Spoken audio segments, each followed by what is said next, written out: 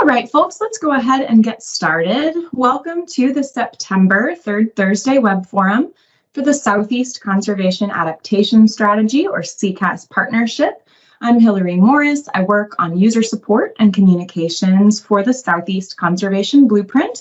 And as y'all probably know, we host this web forum on the third Thursday of every month as an opportunity to, as staff, share the latest updates on the blueprint, get input and involvement from folks like y'all, and just share exciting science and action in the world of landscape conservation in the Southeast and Caribbean.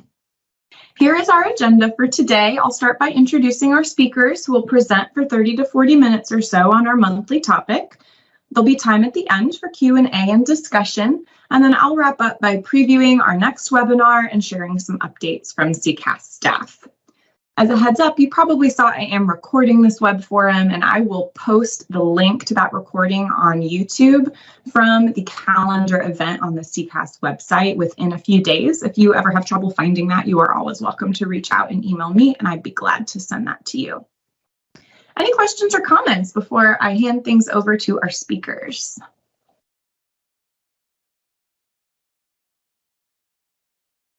All right, in that case, it is my pleasure to introduce our three fantastic Rivercane Fellows who have spent the summer with SECAS, helping us build closer relationships with our tribal partners, lay the groundwork for incorporating Rivercane priorities into the Southeast Conservation Blueprint, and accelerate the amazing ongoing work that's going on to restore Rivercane in the region. So they're going to present on what they've accomplished this summer toward those goals and some of the lessons that they've learned.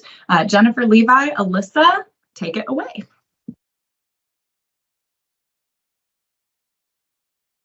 Great. I'm going to go ahead and share my screen and hope that you can all see where we're at. So thank you so much to Hillary for this opportunity for all of us to present together to you all with the Third Thursday Web Forum. And today we'll, like Hillary mentioned, we'll be presenting as a group of fellows on the project that we've been working on this summer.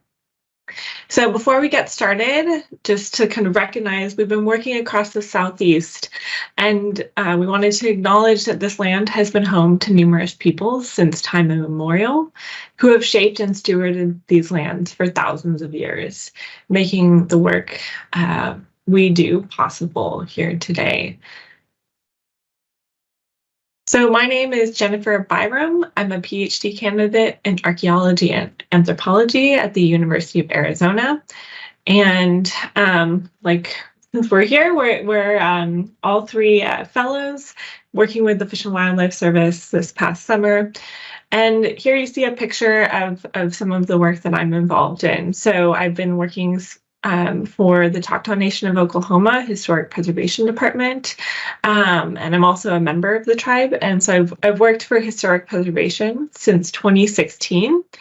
And here's a picture of the Choctaw Traditional Textile Group, which I started while working there in 2018.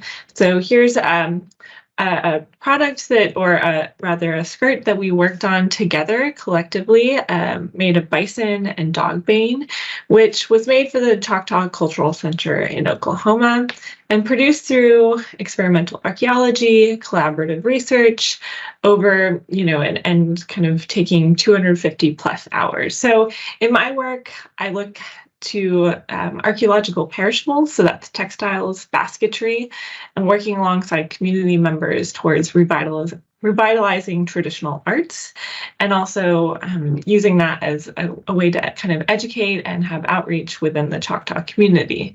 So when this fellowship came along to work with Rivercane, it was really a wonderful opportunity to keep working in kind of these efforts, but also to support Rivercane, to support artists and tribes working within Rivercane conservation. So a lot of you may already know about SECAS, but the Southeast Conservation Adaptation Strategy is a conservation partnership that seeks to connect lands and waters, support fish and wildlife populations, and people in the Southeast. So the primary product of SECAS is a Southeast Conservation Blueprint, which you see here.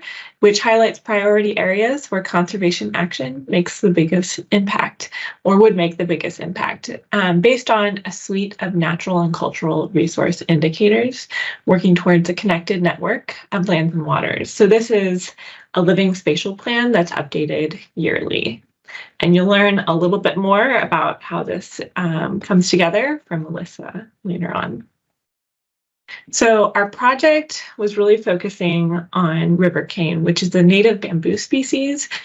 And it's culturally and ecologically significant for many peoples across the Southeast. It's a really important kind of ecosystem that was very widespread previously, although it's much reduced to its previous area across the Southeast. So Levi and Alyssa will go into more kind of the significance of rivercane after me, but we were working to incorporate rivercane as a cultural indicator into the blueprint and developed multiple documentation drafts for indicators. So that's kind of what we'll be talking more about today.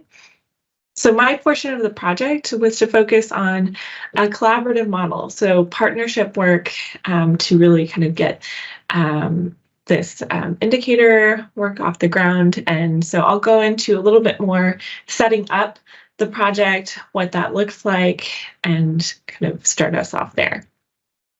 So just to kind of get started, the authority under which this kind of project is done and the responsibilities of the U.S. government kind of come back to these tribal trust responsibilities.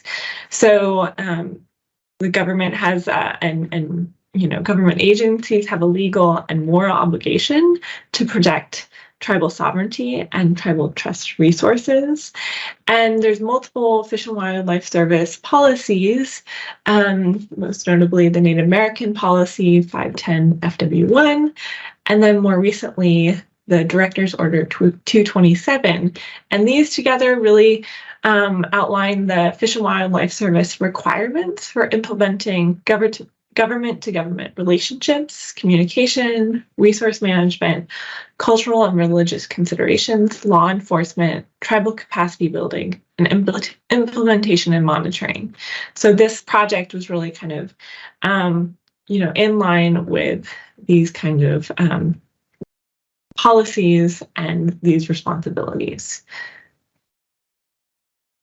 So just to kind of take a step back and look at how this project got started. So SECAS has been starting to work with existing partnerships. So in 2021, SECAS staff attended the Rivercane Restoration Alliance and has been building relationships with key people in rivercane conservation sort of since that time. And here we are in 2023. So SECAS staff applied for or got a fellowship. So 3 fellows here today presenting on just kind of getting off the ground a project for SECAS and a blueprint indicator. And then, through this summer, we've been developing a draft for indicators. And so that will go in 2024 to approval by partners. So it won't it's contingent. These indicators for the blueprint are contingent upon approval by partners. And then future publication and ongoing user support by SECAS. So all of this highlights efforts by SECAS to kind of work within existing partnerships, give this project time, also provide really to work with authority sharing. So what that means is SECAS is facilitating, but really looking to partners for the direction and really partners leading this effort and just providing kind of support to ongoing rivercane conservation. So also looking towards long-term planning, and so this user support and what is needed to kind of keep these rivercane indicators supporting the rivercane conservation efforts in the Southeast. And then also coming in, I saw that the staff we were working with were really aware of issues and sensitivities around working with tribal nations with tribal data. So looking to the possible issues that could arise working between government agencies and tribal nations. So, and then also looking to future training and educational kind of ways to support SECAS supporting this kind of work. So to look at sort of the partners and the landscape here, we've been working closely with the Rivercane Restoration Alliance, which was started within the Army Corps of Engineers and is also now hosted in Alabama Water Institute at the University of Alabama. But there's several different or multiple different Rivercane partnership efforts that have kind of been at work over the last 2+ decades. The Rivercane Gathering, hosted within the U.S. Forest Service, as well as a number of different partnerships between tribal nations or tribal nations and government agencies over these past decades. So SECAS is really here kind of joining these efforts, and here we are as fellows kind of getting to be a part of that. And then we've also been kind of working with or talking with the National Tribal Geographic Information Support Center, or Tribal GIS, who are really the experts in supporting tribes with GIS infrastructure as well as data sovereignty solutions. And so I should just kind of say there's kind of these multi-stakeholder partnerships with government agencies trying to provide support to rivercane conservation for kind of tribal nations, for artists who are working with rivercane. So there's kind of all these different efforts happening across the landscape. So SECAS is coming in with the blueprint to kind of help support that. So SECAS has a number of national cultural resource indicators, but with this, we kind of approach some of the cultural indicator a little bit differently to look at some of the possible kind of issues that we would maybe need to anticipate. So I already touched on data sovereignty and looking to experts in the field like Tribal GIS and partners within rivercane conservation who have also been working with government agencies and tribal nations for some time, and looking to them for kind of solutions that we should implement into this plan for long-term data management. And then kind of looking to the future, any data that is generated or shared on rivercane would go through agreements with tribal partners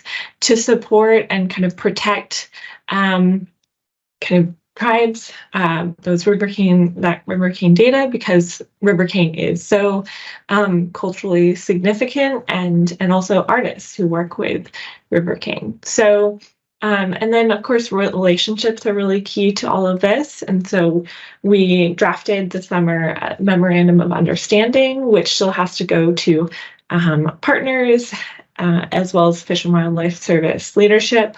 But that kind of outlining the sort of goals that we're all sort of working towards together.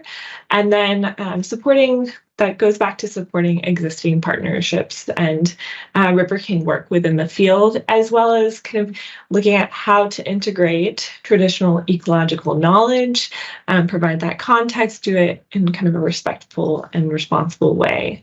So this is an iterative and ongoing process of working with partners within this area.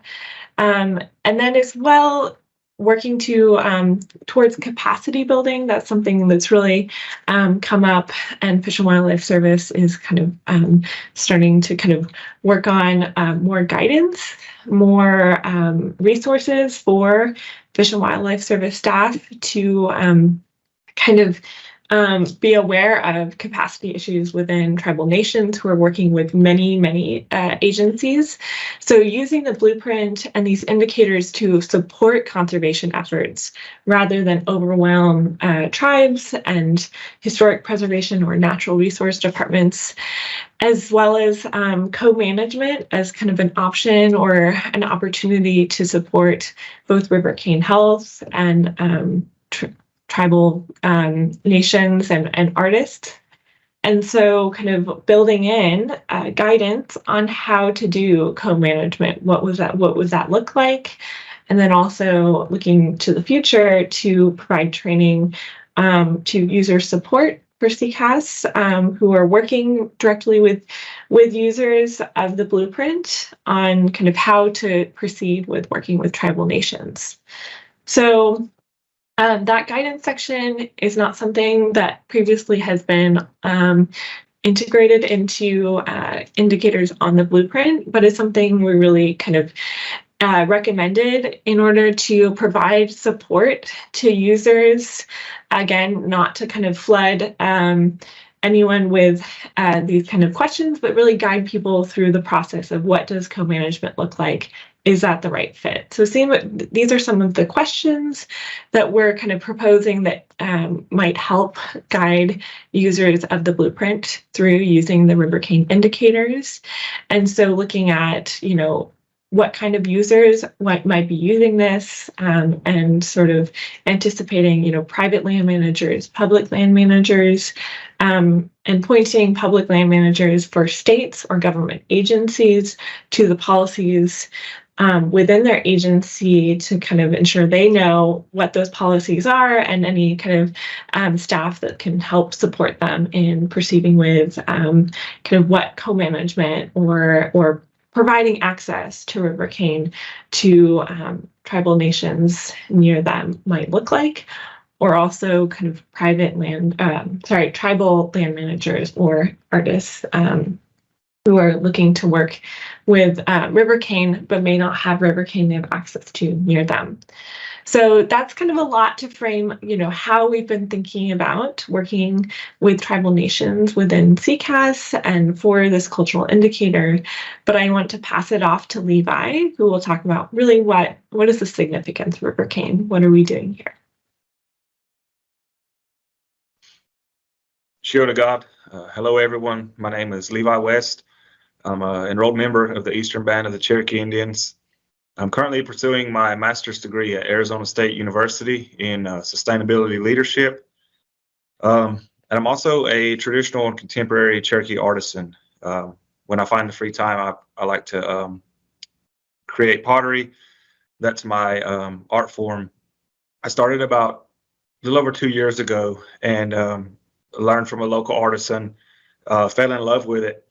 And we see it as art today, but it's something that was used in our everyday lives. And it kind of sparked this fire in me to learn more about our other stuff. We see the baskets or the pottery or shell carvings or whatever it is as, art or pretty whatever to buy. But there's more to it, right? It was such a cultural significance to us. Our relationship with the clay, with the river cane, with these things and how we understood them and used them just kind of really started to fascinate me. So, of course, I said I did pottery, but then I was like, well, I want to learn about baskets too. Which led me to working with rivercane, learning more about it, and it led me to this project. Next slide, please. So when I got to this project, I kind of just jumped in, was lucky enough to be selected with my team here. I didn't really know what to expect or what to bring to the table. But I guess what I ended up bringing is looking through the lens of basket makers or artisans or just indigenous people in that indigenous traditional ecological knowledge. So that kind of opened up doors for this project, I feel like, to look at other things and get a wider view of what's right and how to move forward with this. Next slide, please. So first, I want to talk about a little bit about our project and why it matters, specifically to me as an artisan. But I'd like to start with telling you who Cherokees are and a little bit of our timeline. So if you ask a Cherokee, either here in North Carolina or from Oklahoma, where they come from, they'll tell you they come from a town called Gadua, and it's not far from present-day Cherokee, North Carolina. We literally believe that we came from that place, from that land. We came out of that mound. That's where Cherokee people were created. Now, that's from the time that humans have been on this earth, right? That have been walking. We believe that we've been there. So as long as we've been there, we've also been working with rivercane and clay. Now, if you ask science, they're going to tell you that we come from different periods, right? Or woodland period, the whatever it is. But we have artifacts that date back, 10 to 15,000 years. Okay, so then they're going to say, well, that's the people before you. That's not Cherokee. They predate you. We don't believe that. We believe we've always been here. And the reason I say that, to put that timeline on there, that 10 to 15,000 years or longer, is because for as long as, even if it was other people, it doesn't matter. Like, we were still working with clay and rivercane, right? For that long. That's how long indigenous people here in the Southeast have had a relationship with these things. And that covers all kinds of different states, right? North Carolina, Tennessee, Georgia, South Carolina, Alabama, Mississippi, Kentucky, Virginia, Oklahoma. It was everywhere. You hear stories, you read stories about these massive cane breaks. It's fascinating and also very sad. We'll talk about that a little later, but we use it in everything. We use it in our structures, in our houses, weaponry, baskets, of course, for food storage. They even carried water in it before. There's a double weave technique that they weave it so tight that the basket literally becomes waterproof. Amazing stuff. And what this project does, and the efforts that all these partners are putting into this rivercane restoration and conservation, is preserving that history and that culture that's important to people that have been here forever. And I think that really speaks to the intention of these organizations. And I think it's being very well received. Next slide, please. So when I got into this project, I learned a lot about data sovereignty and the issues of sharing information, what to share, what not to share. Sensitive data, you wouldn't think, some people would just argue that, collecting rivercane or finding out where it's at isn't sensitive data, but it is.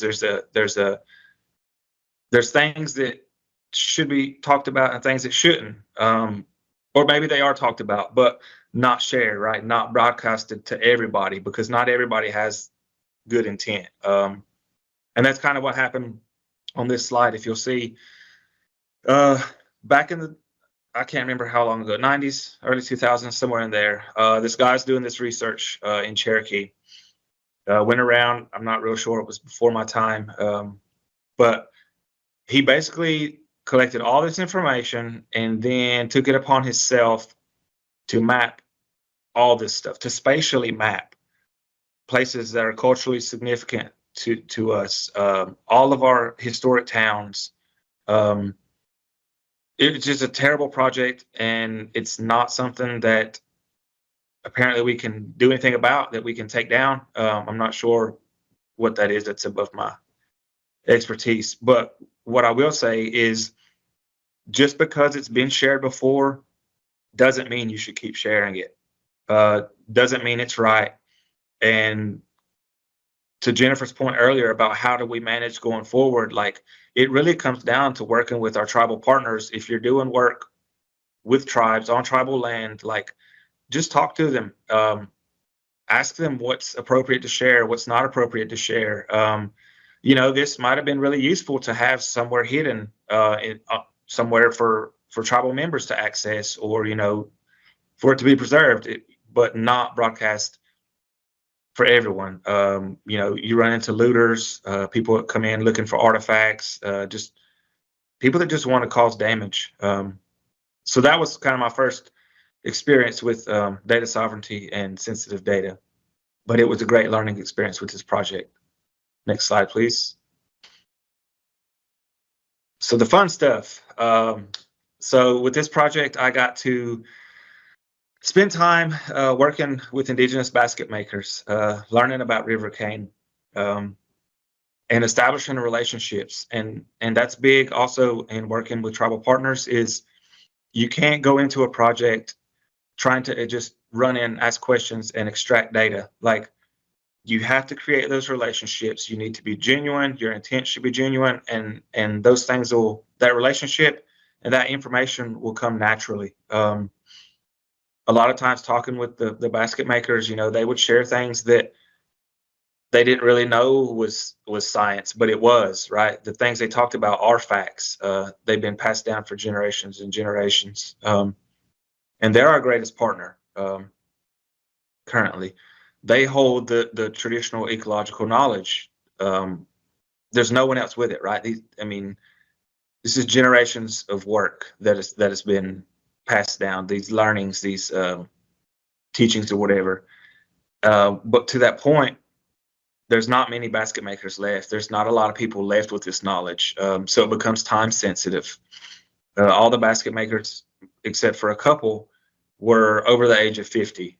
And the new generation, the younger generation, for whatever reason, you know, isn't picking this stuff up. And these basket makers, it's getting harder for them to get out into the field, you know, to travel, to get this cane, to process it, to work it. It's a process, and it really is becoming a time-sensitive issue. Next slide, please. So what I also learned is that we have very little information on rivercane. Going back to that time period, right? For it to have been here and be a native plant here, like, it's amazing that we don't have any information on it. There's a few papers and studies, but it's just mind-blowing to know that we know nothing about it. We don't know how it reproduces. It kind of grows all over. So we, like, what does it like? What does it not like? It's all a mystery. But basket makers know those things, right? They can tell you where the patches are, or, you know, what they see when they go there, what kind of animals are there, what kind of conditions. Is it always wet? Is it dry? You know, is it by the river? Is it, you know, on a slope? You know, just different things. And that really does make them our experts in the field. Like, even though they can't explain it scientifically, like, we have to find a way to learn from them and take it as fact, right? To not overthink it or try to discredit it, because, again, they are our experts, and we need to listen to them. They're the land managers. They're the ones that have, for years, made rivercane thrive, right? Like these big cane breaks. If you look at a cane break or a patch of cane, like, it'll consume itself. It really has to have that relationship with people to thrive. Like, it doesn't do good without that interaction. And there's something special about that. So who better to learn from than the people that have learned it from their mothers and their grandmothers and their grandmothers? You know, there's just something really special about that. Next slide, please. This here is a picture of Dylan Morgan. He was took me out and was teaching me a little bit, and he is one of two people under the age of 30 that are basket makers. We have 16,000 enrolled members, Eastern Cherokee, and there's two under 30 that I know of that can harvest, split, dye, and weave a basket. There may be a couple more, but, like, we don't know of them. So in talks with him, and in talks with Louise Goings in the slides before, the issue that kept coming up was access. These people are having to drive hours away to find good cane, right? there's a couple places around closer, but the cane isn't good. It's as big around as your pinky. Like, they're wanting quarter size, $half size cane, you know, something healthy and big to work with, and we just don't have it. Dylan told me once a year that the basket makers will go up to Kentucky.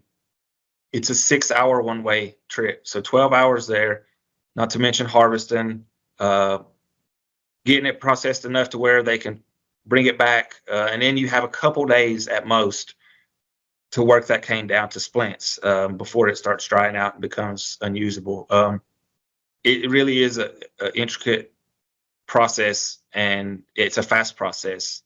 So having it closer, I mean, it makes all the difference, especially for our older basket makers that can't go as far or can't get out in the field as much. But it's also on us, to younger people, to seek out and want to do these things. So we recognize river cane as a culturally protected species, but as far as I know, it's not on the threatened and endangered species list for the federal level. And it should be. That should be an issue that's pushed as well. Another, again, issue that is the access, that it has to be closer to tribal partners.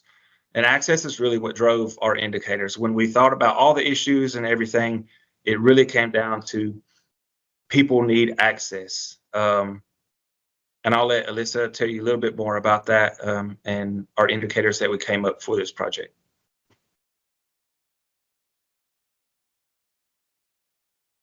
Thanks, Levi.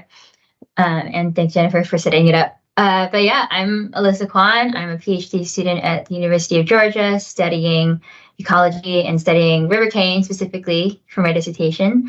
And there's me in the field. This is my field site with a nice cane break in the background, which is incredibly rare. So we're very lucky to have this cane to be working in. But I've been partnering with the Eastern Band of Cherokee Indians for my project, specifically Dr. Caleb Hickman, who's pictured here. And we've been working on building experiments to really get at the relationship between the cultural and ecological, and how we can leverage that for future management and restoration of the cane. Next slide.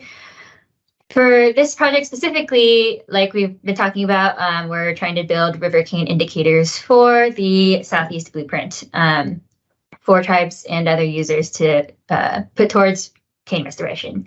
And so we've been kind of throwing out the word indicator a lot, and I'm sure some of you have heard that before on other forums or other SECAS forums, but for those of you who haven't, what we mean by indicator is something that kind of goes into defining what the conditions are of the landscape. So for example, on this map, when we put a bunch of different environmental indicators together, maybe, for example, land connectivity or species of interest, land uses, things like that, then we can kind of layer them and figure out where certain areas can be prioritized for certain conservation purposes.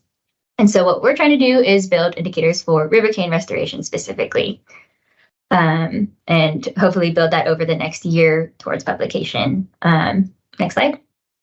And the issue, like as we've talked about before, is that we really have very little published information on river cane. And so there has been a little bit of scientific study on river cane, of what conditions they may like, and a little bit of mapping given here of maybe where specific cane breaks may exist or may potentially exist. But there's really been a lot of issues with accuracy and replication. And so we're kind of building off of that to see what can we move forward with. Next slide. And so we've talked a lot about working with our partners and integrating that traditional knowledge into our work. And the key here is making sure that we move away from the traditional kind of scientific perspective of separating culture and ecology as two different spheres, but really bringing those things back together.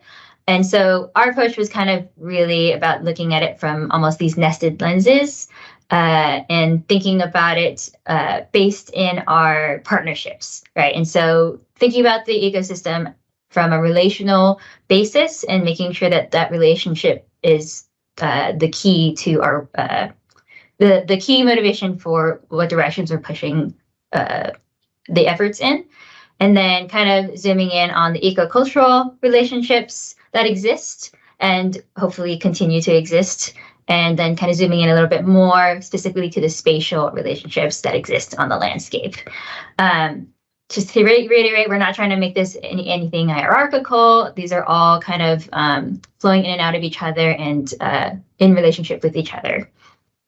Yeah, and so kind of what Jennifer was talking about earlier, building up recommendations for how to work with partners and how to work with sensitive data and how to work with these combined spheres of ecocultural knowledges is kind of put in a new section almost in the indicator documentation for users to build their knowledge and build skills for doing this kind of work.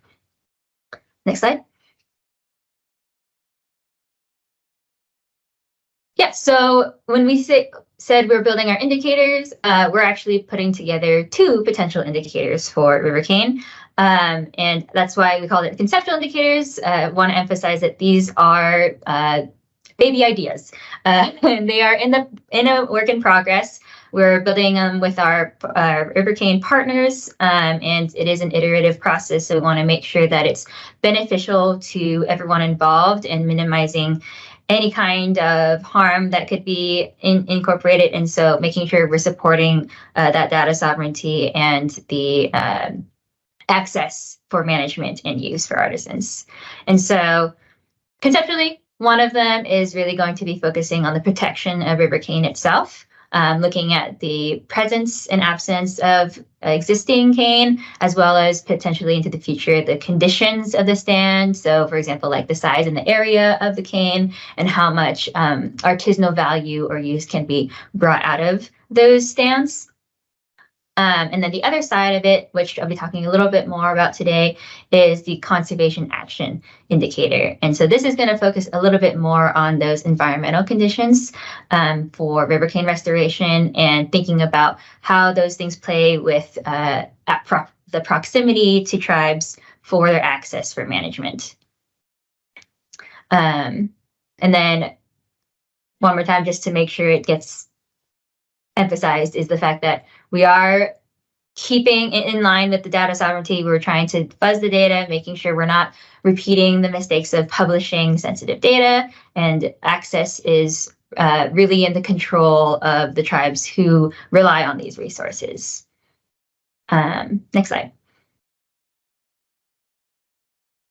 So some of the environmental predictors that are going to be put into the indicator to build this is, I'm going to talk about today, are really being put together for the goal of prioritizing, again, those landscape areas that are going to be best suited for successfully restoring rivercane ecosystems and not necessarily specific to cane breaks that are already on the landscape, but it could include those as well.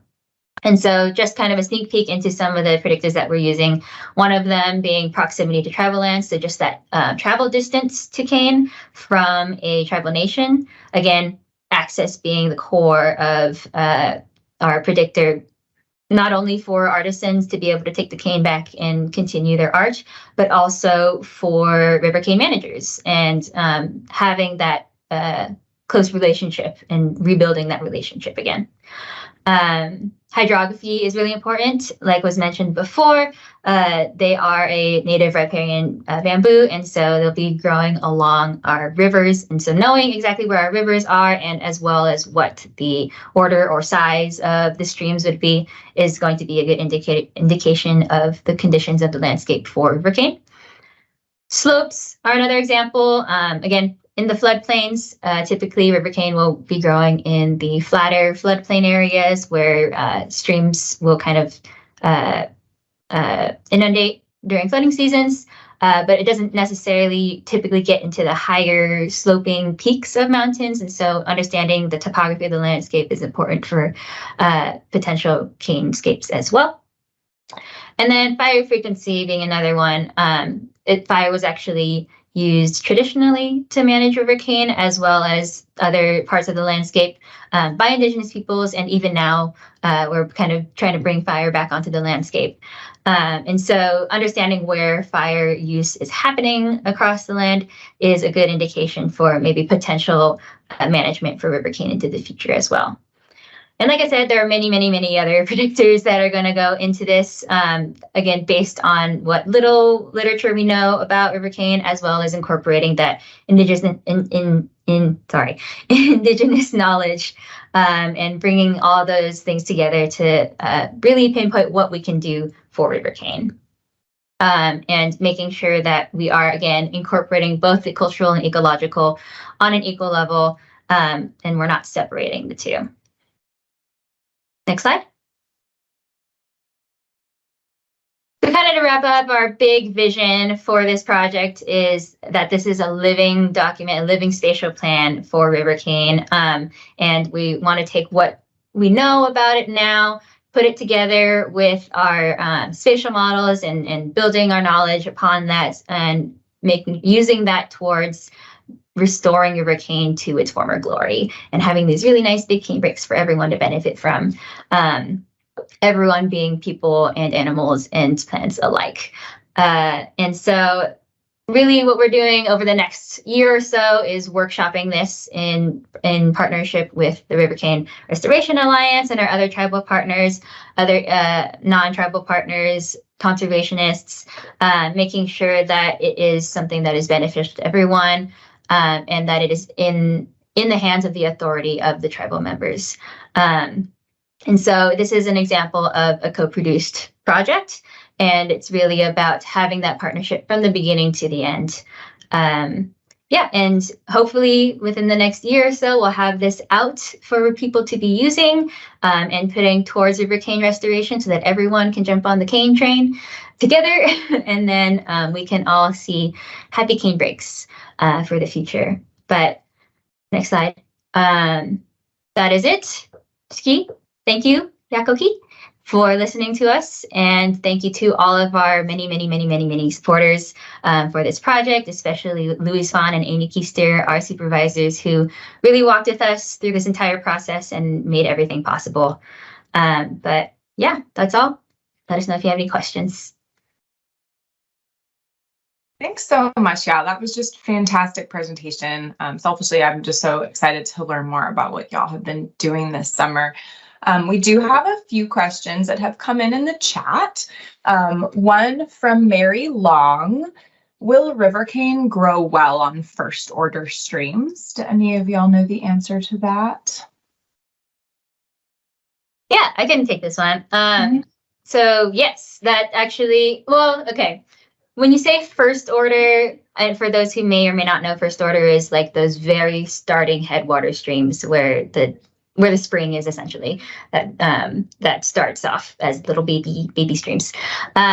It can.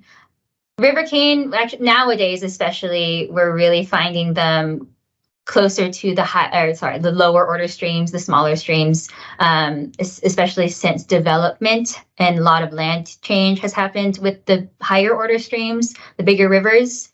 And so we're really focusing currently, at least, on those lower order streams. I will say if it's first order to the point of being ephemeral, maybe not so much because it does need to have a certain level of moisture. But yeah, we are looking at lower order streams. Great, thank you so much. Mary, if that didn't answer your question, feel free to speak back up. But that's all I see in the chat. If anyone would like to ask a question, you are welcome to just go ahead and pop yourself off mute, or you can use the raise hand feature. There's a raise button at the top of your Teams menu. You're also welcome to drop it in the chat and I can share it. So I'll stop talking here for a minute and see if anybody else has questions. I see a hand from Brian Zettel. Go for it. Hey guys, great job. Just a quick question on the indicators. So I noticed that you're proposing an indicator related to the health of the stand, but then also its value to an artisan. Wondering how you delineate between those two, because I would think, I mean, maybe it's just the age of the stand or something, but I'm not crazy about including the term value. Let's just value all Rivercane, and maybe you could focus on healthy versus not healthy, but I understand the desire for that based on the approach you've taken here, and I think it's good and novel, but just something to be careful with, and a question about how you would delineate between a healthy stand versus one that's valuable to an artisan.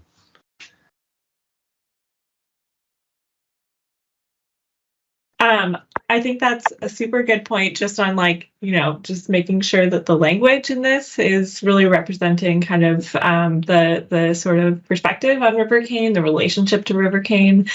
And I would say that I would actually maybe see if Levi, if you had anything on this, on kind of like what maybe some of the conversations you had with artists and kind of how they look at river cane.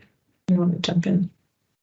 Yeah, that was a great point, Brian, of being choosy with our words and not valuing one over the other. And that's kind of why we were trying to. That did come up in our conversations, and we didn't want either to outweigh the other, the cultural or the restoration or whatever. So a cane stand can be healthy, but if it's the size, if it's healthy and it's the size of my pinky or your pinky, it doesn't have any value to the artist as a basket maker, right? It's a very strenuous process to go through and split cane and get it down into workable sizes.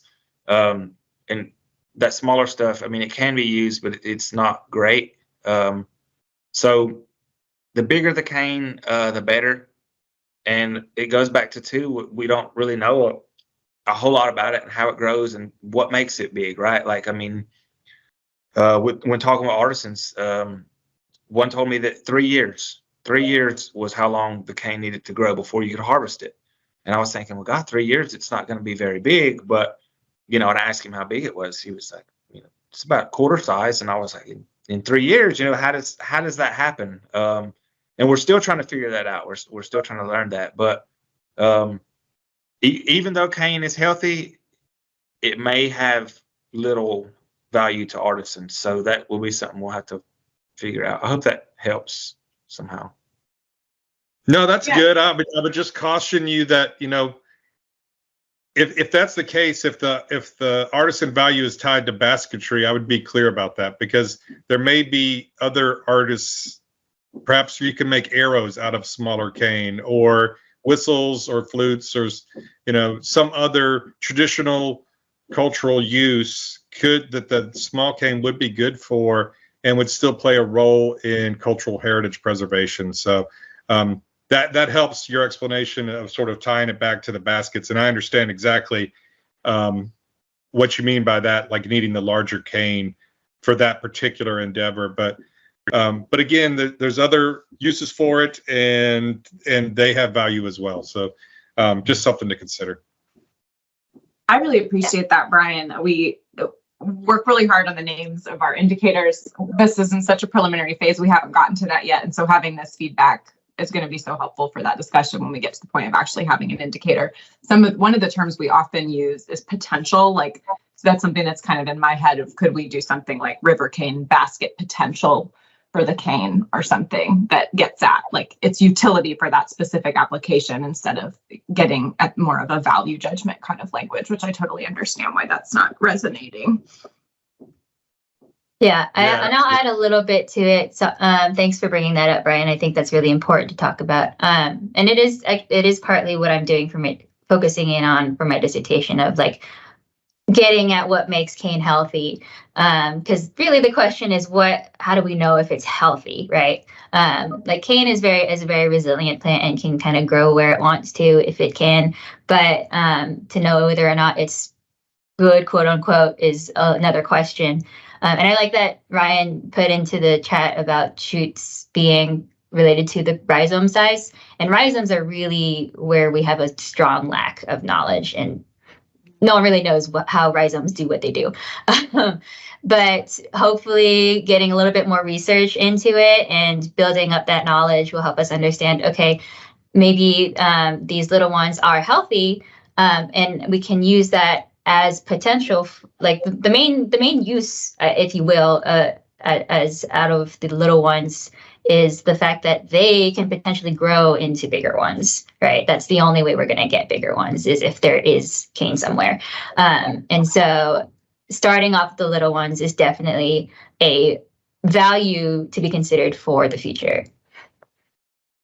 Yeah, that makes a lot of sense and is so helpful. I don't know if y'all have heard the phrase, like it takes 100 years to grow a 100-year-old longleaf pine when people are talking about RCWs and replicated woodpecker habitat. So that makes a lot of sense. You got to start somewhere and wait for things to grow. I have a hand from Amy Robertson.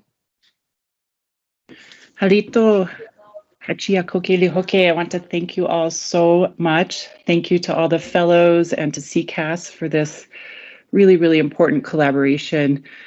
I'm also a member of the Choctaw Nation of Oklahoma and have worked for a long time in conservation and landscape design. And I think this is a really incredible example. I know that SECAS and the Southeast Blueprint have been a model for landscape conservation within conservation circles for a long time. And I'm wondering, what are you thinking in terms of sharing this? This is a great collaboration. How can others learn from this? Other than a webinar, do you have plans to kind of get it out there and share with other partnerships who are engaging in landscape conservation and working with tribes or wanting to work with tribes and First Nations? Great question. Any of y'all are welcome to take it, or I wonder if Louise and Amy would want to jump in. I will say from a comms perspective, we are doing some blogs as well to put on our website, and our fellows are presenting at the SEAFWA, Southeastern Association of Fish and Wildlife Agencies annual conference in October. Any other thoughts on how we share this as a model? That's a great question. And it's really because of the fantastic work that these three fellows have done this summer that we've been able to kind of think about that. In some ways, we're really lucky. SECAS has sister organizations, conservation planning organizations like the Midwest Landscape Institute, and several of our staff meet with them regularly so we can kind of share lessons learned. But then also because we have kind of the freedom to go slowly with this indicator, we have opportunities to bring some of our partners along with us. And so where we've gotten to this is kind of conceptualizing it and workshopping it a little bit.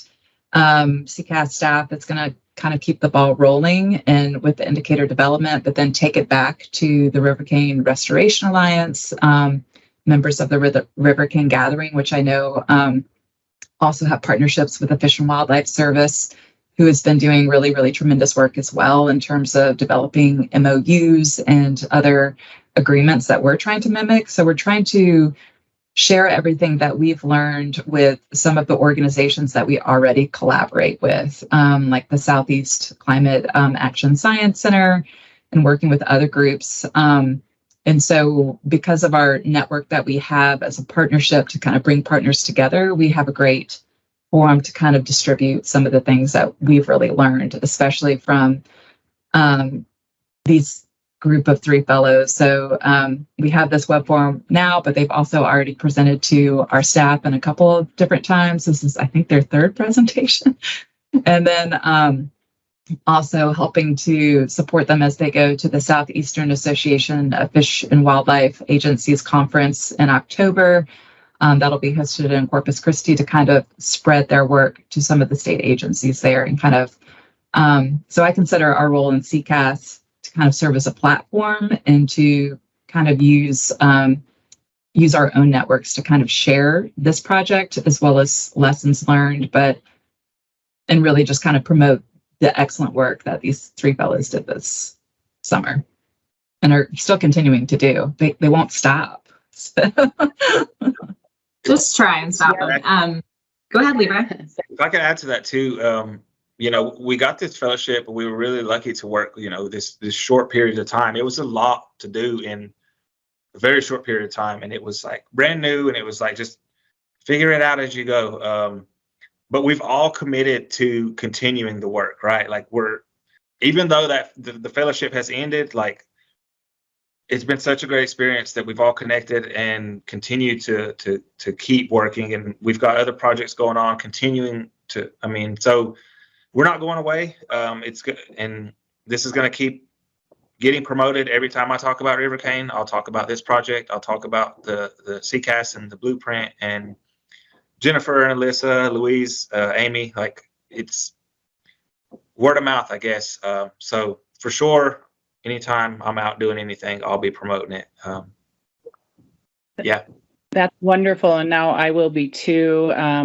We used to, of course, have the Landscape Conservation Cooperative Network, would have been a great place to share this. But don't overlook also the migratory bird joint ventures. I think there's a lot of opportunity here for cross-pollination, and would love to follow up with y'all on ways to share this. Thank you. That's a fantastic suggestion. I was going to say that if you had any other suggestions on how to get the word out, we would definitely welcome any feedback. For time, I think I'm going to give Amy the last word here. I'm going to wrap up with a quick preview of next month's web forum and a quick update for staff.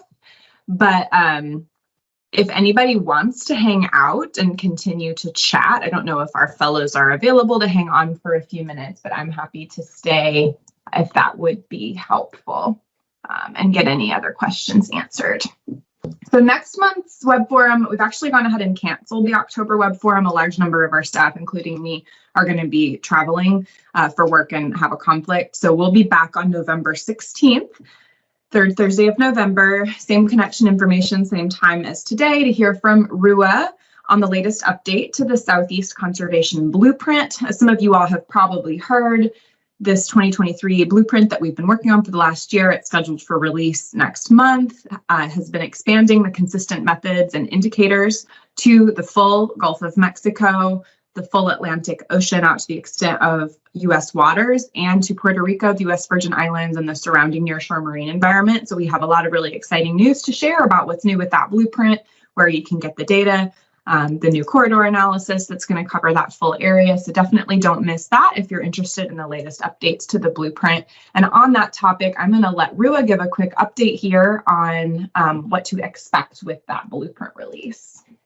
Yeah, thanks, Hillary. So yeah, the data is done. We're just getting the documentation, data online, all that fun stuff, but we're on track for that October 13th release. And so we're really excited about that. And well, obviously pending potential government shutdown, that might slow us down by a week or so, depending on what happens. But we're all on track for the 2023 update. And yeah, lots of nice, exciting improvements, and very excited to be able to share this year's update with you.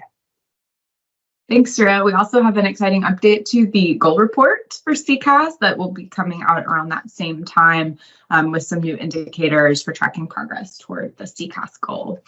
So with that, I always like to end on this slide, how to get more involved in SECAS. A bunch of fantastic suggestions about how to get more involved in rivercane restoration are floating around in the chat, so definitely check that out. If you're interested in getting the SECAS newsletter, which includes a monthly newsletter and a reminder email about this web forum, you can do that from the footer of any page of the SECAS website, which is secassoutheast.org.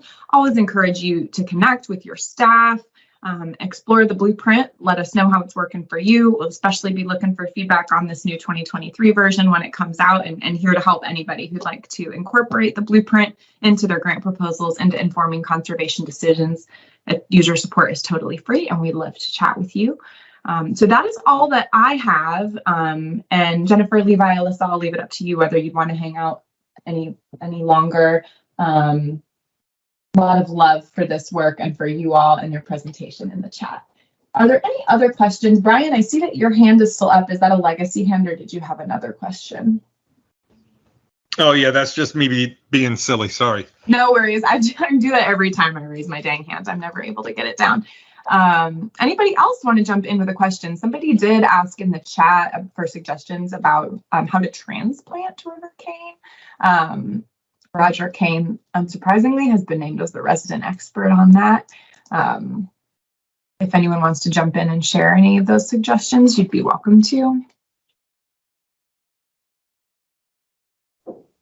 If you try something to figure it out, put it in the Facebook group, in the chat. Definitely do that. That's great. Any other questions for our fellows while we're just hanging out a few minutes after the hour? I do just want to reiterate that, SECAS and Fish and Wildlife Service Science Applications has been super supportive of this project and brought us all on. It's supposed to be one fellow, and we became 3. So it was a real joy to work with everyone, and also just super cool to see kind of that support and stepping in and just kind of bringing us all on to work together, because we could really learn a lot from each other. So Louise, or affectionately known as OKB, Amy and Amanda, Billy, Uline. So many people have really supported this project, so we're super thankful to all of them. Yeah. Even before the beginning of this project, like they went through hell and fought everybody they could for us, especially me. I felt it. So thank you so much. Wow. Worth every minute for sure, with what you all have accomplished. So glad to have had you with us this summer. And I am so excited to hopefully meet you all in person at CF in a few weeks. So thanks, everybody. Really appreciate you tuning in and for the fantastic discussion and all the support for this work. Please tune in November if you'd like to hear more about the latest and greatest update to the blueprint. We will miss you all in October, but be back soon. Thanks again, and have a fantastic rest of your week and weekend. Bye, y'all.